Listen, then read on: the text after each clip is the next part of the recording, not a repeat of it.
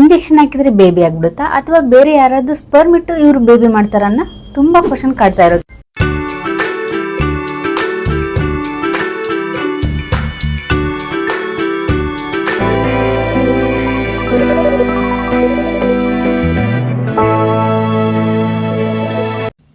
IVF ಮತ್ತೆ ಈ IUI ಆ ಪ್ರೊಸೀಜರ್ ಬಗ್ಗೆ ಈ ಹಳ್ಳಿಗಳಲ್ಲಿ ತುಂಬಾ ತಪ್ಪು ಕಲ್ಪನೆ ಇರುತ್ತೆ.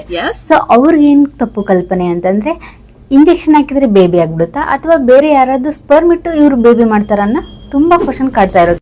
ಈ ಡೌಟ್ ಬಗ್ಗೆ ನಾನು ಕ್ಲಾರಿಫಿಕೇಶನ್ ಕೊಡ್ತೀನಿ ಡಾಕ್ಟರ್ ಆಗಿ. ಸೊ ವಿಡಿಯೋನ ಫುಲ್ ಕೊನೆ ತನಕ ನೋಡಿ ಆಯ್ತಾ. ಹಾಗಿದ್ರೆ IUI ಅಂದ್ರೆ ಏನು? ಇಂಟ್ರಾ ಯುಟರೈನ್ ಇನ್ಸಿಮಿನೇಷನ್ ಅಂತ. ಈ ಪ್ರೊಸೀಜರ್ ಅಲ್ಲಿ ಹೆಂಡತಿಯ ಗರ್ಭಾಶಯದ ಒಳಗೆ ಗಂಡನ ಸ್ಪರ್ಮ್ ಅನ್ನು ಸಣ್ಣ ಟ್ಯೂಬ್ ಮುಖಾಂತರ ಹಾಕ್ತಾರೆ.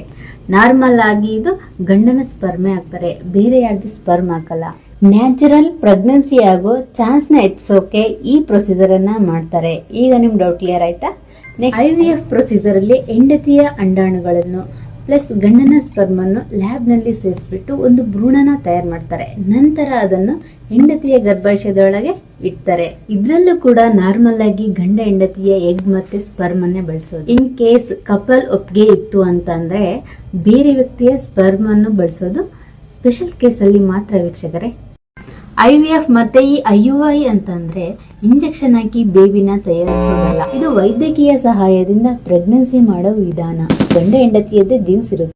ತಪ್ಪು ಕಲ್ಪನೆ ಬಿಟ್ಟು ಸರಿಯಾದ ಮಾಹಿತಿ ತಿಳಿಯೋಣ ವೀಕ್ಷಕರೇ. ಇನ್ಫರ್ಟಿಲಿಟಿ ಅಂದ್ರೆ ಅದೊಂದು ಲಜ್ಜೆ ಅಲ್ಲ, ಅದು ಮೆಡಿಕಲ್ ಕಂಡೀಷನ್ ಅಂತಾನೆ ಹೇಳ್ಬೋದು.